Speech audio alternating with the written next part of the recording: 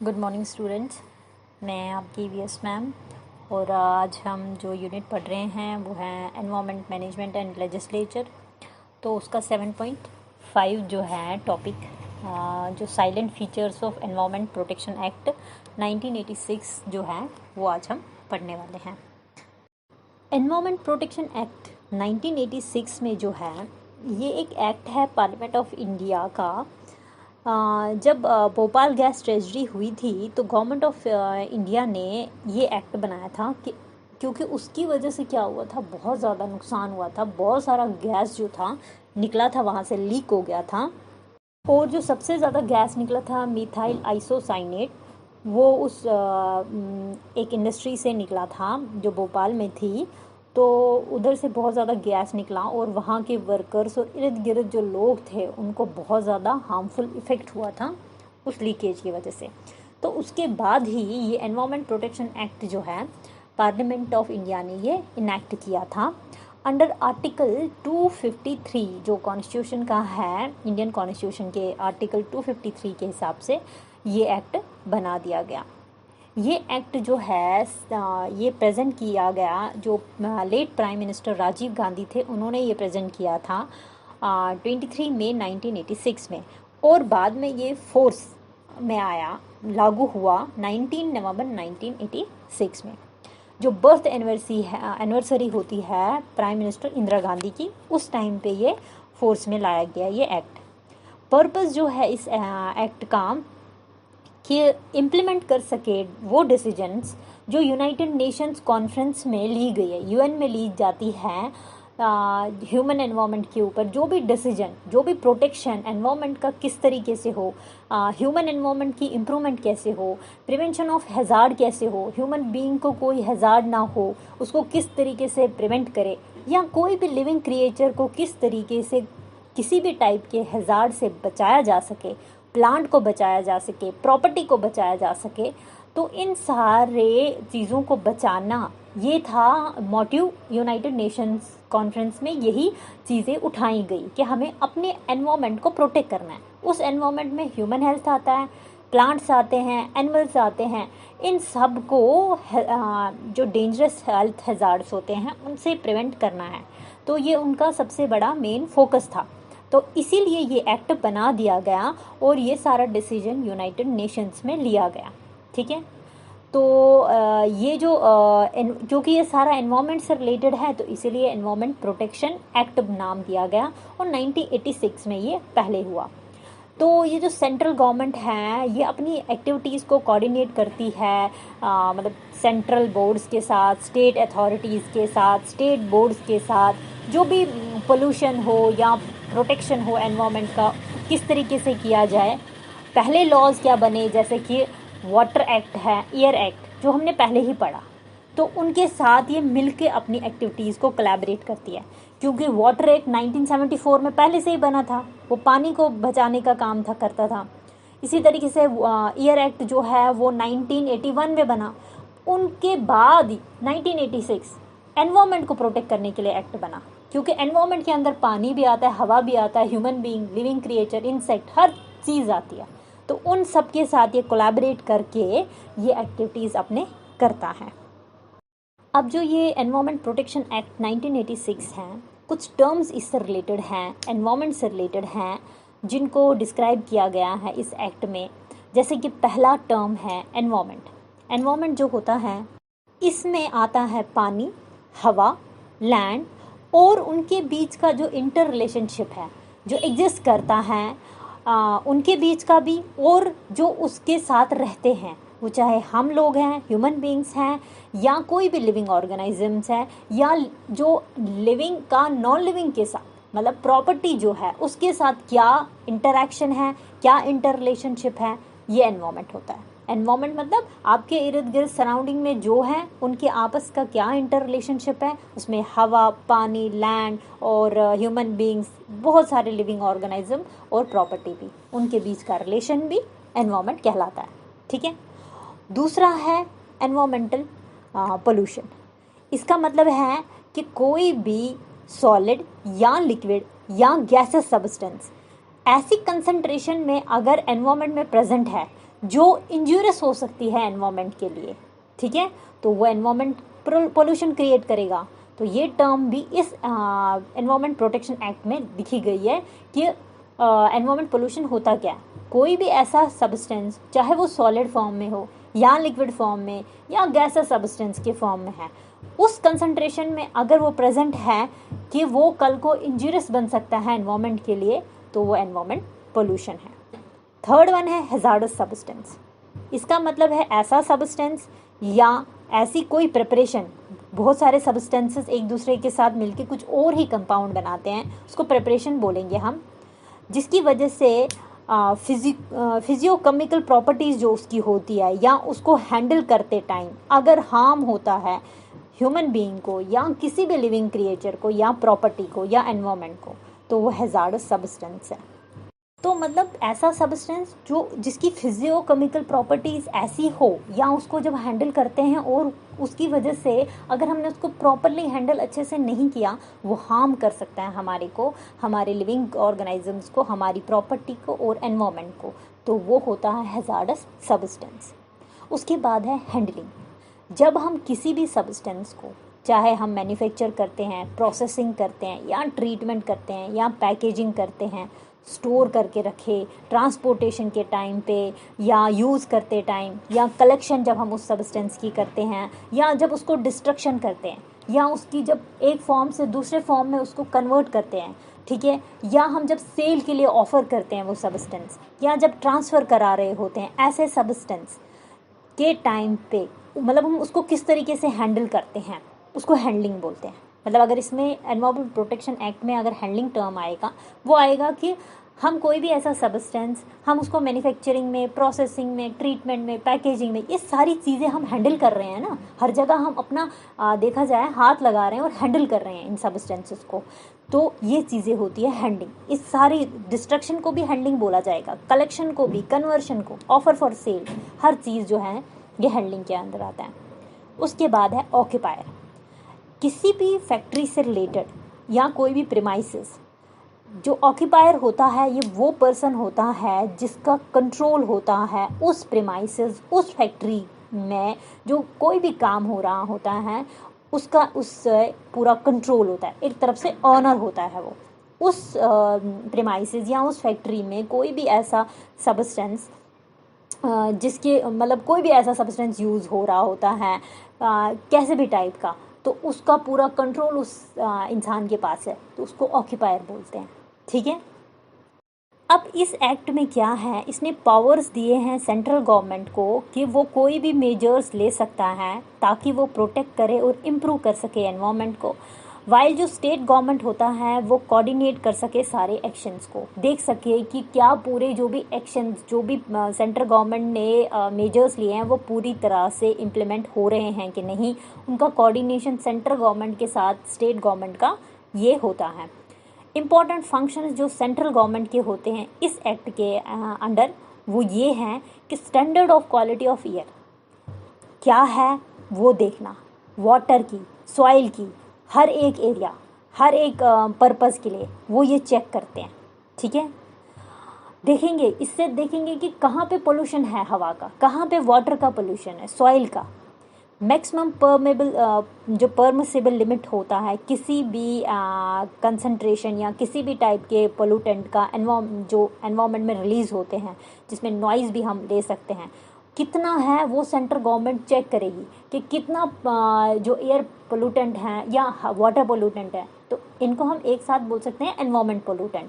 कितना ज़्यादा बाहर जा सकता है, उसका स्टैंडर्ड ऑफ मतलब कितना है, मैक्सिमम परमिसिबल लिमिट क्या है जो हम एनवायरनमेंट में छोड़ सकते हैं, जिससे फिर एनवायरनमेंट कल को उसको वापस अपने आप को रिकवर करेगा। तो कितना मैक्सिमम परमिसिबल लिमिट है किसी भी वेरियस एनवायरमेंटल पोल्यूटेंट्स का, वो कितना है, चाहे उसमें नॉइस ही क्यों ना हो, ये सारी चीज़ें सेंट्रल गवर्नमेंट मॉनिटर करता है। और जो प्रोसीजर्स हैं और सेफगार्ड्स, कौन से वो प्रोसीजर्स और किस तरीके से हम बाकी हैजार्डस सब्सटेंसेस को हैंडल करें,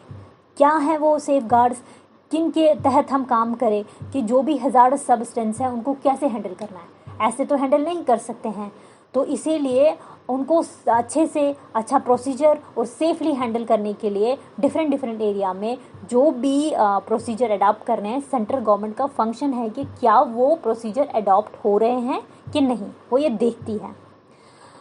Prohibition or restriction on the location of industries and to carry on process and operation in different areas। मतलब सेंट्रल गवर्नमेंट प्रोहिबिट कर सकती है, रिस्ट्रिक्ट कर सकती है ऐसी इंडस्ट्रीज़ को जो उसको लगे कुछ गड़बड़ है, और वहाँ ऐसी लोकेशन जो बहुत ही वल्नरेबल है, उसकी वजह से नुकसान हो सकता है वहाँ के इर्द गिर्द के एनवायरनमेंट को, तो वो उन इंडस्ट्रीज़ को रोक सकती है, उनकी प्रोसेस को रोक सकती है, उनके ऑपरेशन डिफरेंट डिफरेंट एरिया में रुका सकती है, रिस्ट्रिक्ट कर सकती है। अगर उसको कोई भी गड़बड़ किसी भी इंडस्ट्री के लगता है कि वो अच्छे से काम नहीं कर रही है, तो वो उस लोकेशन में उस इंडस्ट्री को रुका सकती है। जो प्रोसीजर्स और सेफगार्ड्स होते हैं फॉर प्रिवेंशन ऑफ कोई भी टाइप का एक्सीडेंट, अगर इंडस्ट्री या फैक्ट्री से कुछ भी एक्सीडेंट होता है, मतलब कोई भी लीकेज हो सकता है, जैसे मैंने आपको बोला भोपाल गैस ट्रेजरी, उधर से लीक हो गया और कितने लोगों को नुकसान पहुंचा, ये जो सेंट्रल गवर्नमेंट है वो देखेगी कि जो इंडस्ट्री है उन्होंने क्या प्रोसीजर और सेफगार्ड फॉलो किए हैं ताकि प्रिवेंशन हो सके, कोई अगर टाइप का एक्सीडेंट होना भी हो तो वो ना हो, ठीक है, जिसकी वजह से कल को अगर वो एक्सीडेंट हो गया तो एनवायरनमेंट का पोल्यूशन हो जाएगा। और अगर ऐसा हुआ तो रेमेडियल मेजर्स क्या हैं इस सारे एक्सीडेंट्स को कंट्रोल करने के लिए, तो ये सेंट्रल गवर्नमेंट का काम होता है। और होता है सेंट्रल गवर्नमेंट का पावर कि वो किसी भी जगह एंट्री कर सकती है, किसी भी फैक्ट्री किसी भी प्रीमाइसेस में वहाँ एंट्री करके इंस्पेक्शन करेगी, उसके पास ये पावर होता है, वहाँ से कोई भी सैंपल ले सकती है और कुछ भी इंस्पेक्शन वो कर सकती है। उनके ऑफिसर्स, सेंट्रल गवर्नमेंट जिस ऑफिसर को भेजेगी वो एम्पावर्ड होता है, उसके पास ऐसे पावर्स होते हैं कि वो उस प्रीमाइसेस और उस फैक्ट्री में जाके एंट्री और इंस्पेक्शन कर सकती है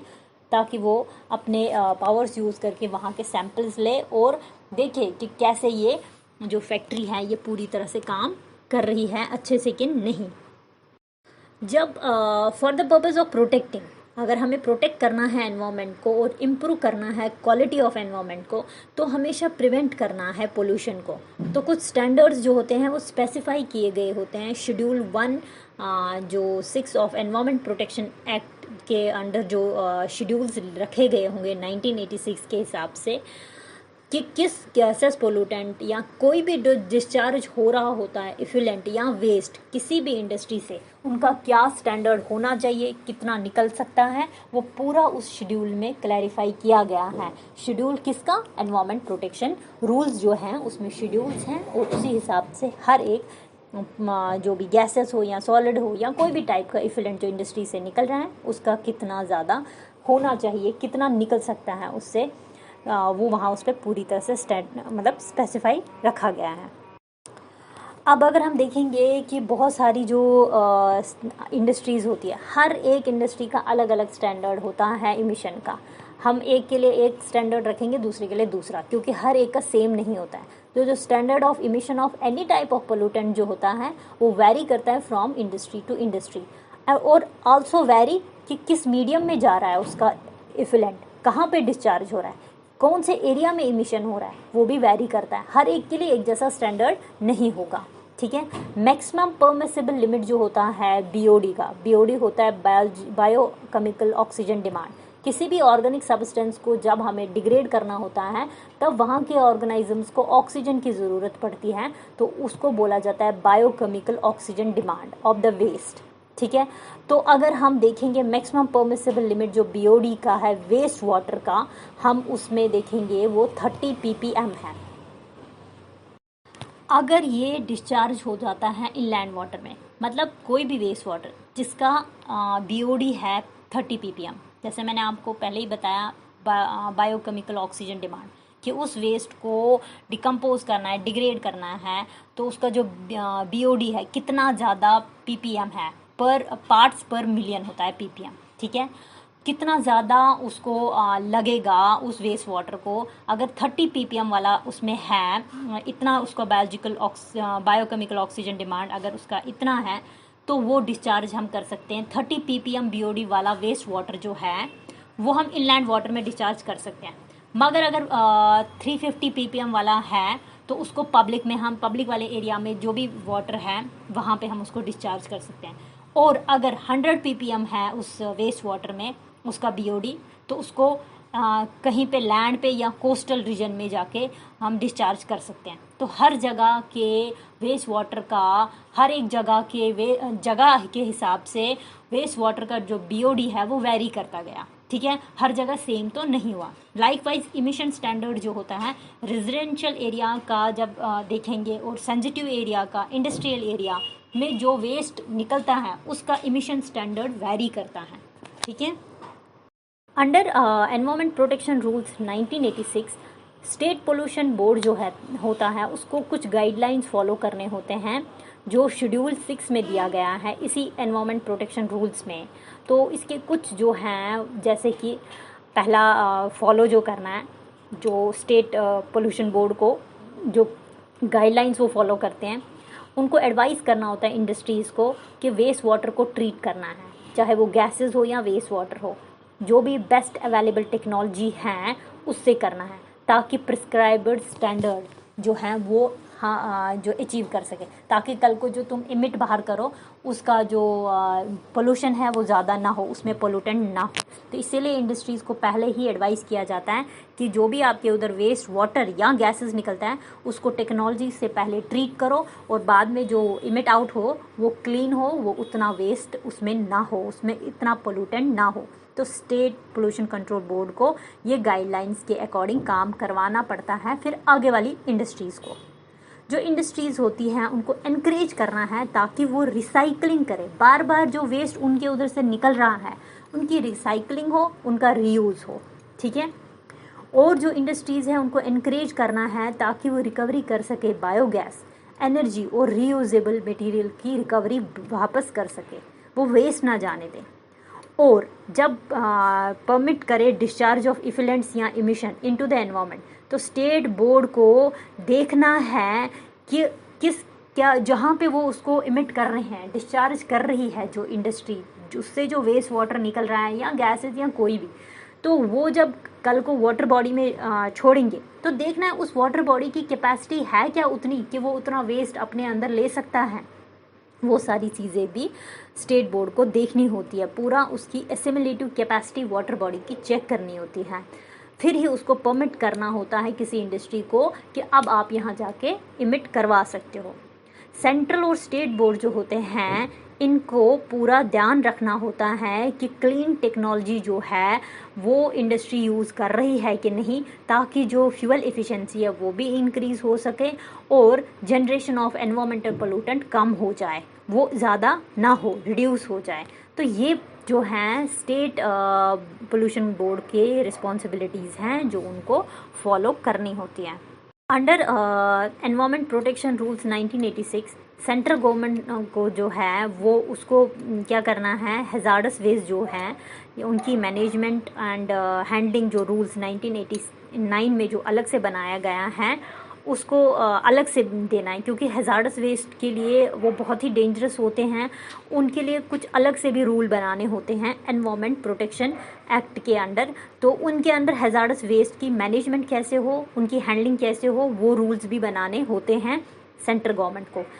under these rules it is वो बनाए भी, फिर 1989 में वो अलग से बने कि कैसे हैज़ार्डस वेस्ट और उनकी मैनेजमेंट होती है, उनको हैंडल कैसे कर सकते हैं।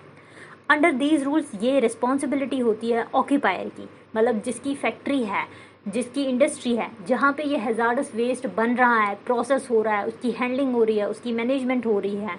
कि वो रिस्पॉन्सिबिलिटी उसी ऑक्यूपायर की होती है कि जो ये वेस्ट है, हैज़ार्डस वेस्ट जो है ये प्रॉपरली हैंडल हो। ऐसे ही मतलब कोई इसमें कोई लापरवाही ना बरते, कोई डिस्पोज ऑफ जब इसको करे विदाउट एनी एडवर्स इफेक्ट, इसमें किसी एनवायरनमेंट को कोई नुकसान ना पहुँचे, एनवायरनमेंट में जो भी हैं उनको कोई नुकसान ना पहुँचे, ये ऑक्यूपायर की रिस्पॉन्सिबिलिटी होती है, क्योंकि इंडस्ट्री और फैक्ट्री उसी की होती है। तो उसको देखना होता है कि उसके इस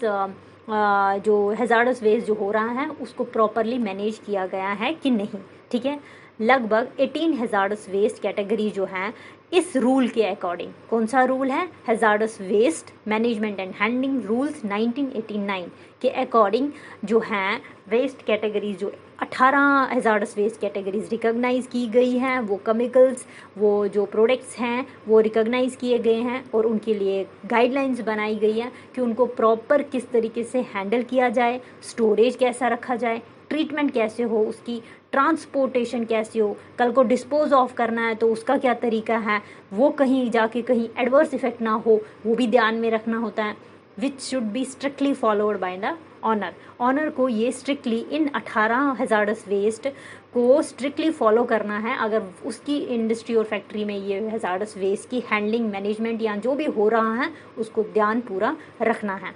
एनवायरमेंट प्रोटेक्शन एक्ट 1986 जो है इसके अंदर बहुत सारे प्रोविजंस हैं एनवायरमेंट ऑडिट के ऊपर, कि पूरा जैसे हम किसी अकाउंट का ऑडिट करते हैं कि पैसों की हेरा फेरी तो नहीं हुई है, पैसे बराबर अच्छे से यूज़ हुए हैं कि नहीं, उसी तरीके से एनवायरमेंट का ऑडिट होता है। चेक किया जाता है कि कंपनी जो है जो इसी एनवायरमेंट में काम कर रही है कहीं ये कंपनी इस एनवायरमेंट को कोई नुकसान तो नहीं पहुंचा रही है, और जो एनवायरमेंट के लिए लॉज बने हैं क्या कंपनी उनको फॉलो कर रही है, क्या उसी के अकॉर्डिंग काम कर रही है, उसी के रेगुलेशंस के हिसाब से काम कर रही है कि नहीं। तो ये सारी चीज़ें एनवायरमेंटल ऑडिटिंग की जाती है, तब पूरा प्रॉपर चेक होता है whether or not a company is complying with that environmental laws and regulations। अब एनवायरमेंट प्रोटेक्शन एक्ट जो है इसमें कुछ अमेंडमेंट हुए 1994 में, जो इसमें अमेंडमेंट हुए इन एनवायरमेंट इम्पैक्ट जो असेसमेंट आप देखेंगे उसके लिए बहुत सारे डेवलपमेंट प्रोजेक्ट्स के लिए थोड़े अमेंडमेंट इसमें करने पड़े एनवायरमेंट प्रोटेक्शन एक्ट में, ठीक है। 29 टाइप्स ऑफ प्रोजेक्ट्स थे जो शेड्यूल 1 में लिस्ट किए गए हैं और उनके लिए थोड़ा अमेंडमेंट किया गया इस एनवायरमेंट प्रोटेक्शन एक्ट में, जिसको क्या चाहिए कि सेंट्रल गवर्नमेंट की क्लियरेंस चाहिए before any establishment of any type of project. तो इस एक्ट में ये लिखा गया अगर किसी को भी मतलब कोई भी प्रोजेक्ट डालना है, कोई भी डेवलपमेंट प्रोजेक्ट डालना है, तो कुछ 29 टाइप्स ऑफ डेवलपमेंट प्रोजेक्ट्स जो हैं जो शेड्यूल 1 में लिस्ट किए गए हैं इस एनवायरमेंट प्रोटेक्शन एक्ट के अंडर, तो वो जब अगर प्रोजेक्ट डालना है तो उनको पहले सेंट्रल गवर्नमेंट से एक क्लियरेंस लानी है before that establishment of that project. एक तरफ से उसको बोला जाता है इन्वायरमेंट इम्पैक्ट असेसमेंट, क्योंकि इन्वायरमेंट इम्पैक्ट असेसमेंट ही इसके अंदर आएगा, जब वो पूरा असेसमेंट होगा तभी जाके वो प्रोजेक्ट बना दिया जाएगा। तो ये एक अमेंडमेंट था इसका।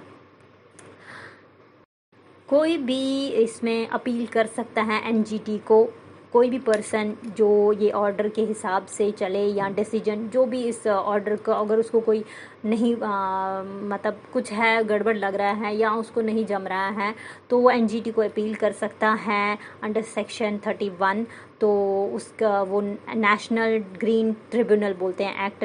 2010, तो वो एक फाइल कर सकता है, अपील कर सकता है एनजीटी को in accordance with the provision of that act. जो भी उसके अपने पॉइंट्स होंगे, चाहे फैक्ट्री ऑनर के हो या कोई भी अगर एनवायरमेंट से रिलेटेड नुकसान पहुंच रहा है तो कोई भी बंदा जाके अपील कर सकता है एनजीटी को कि ऐसा ऐसा हो रहा है। तो इसमें ये एक अमेंडमेंट हुई थी इस एक्ट के अंडर।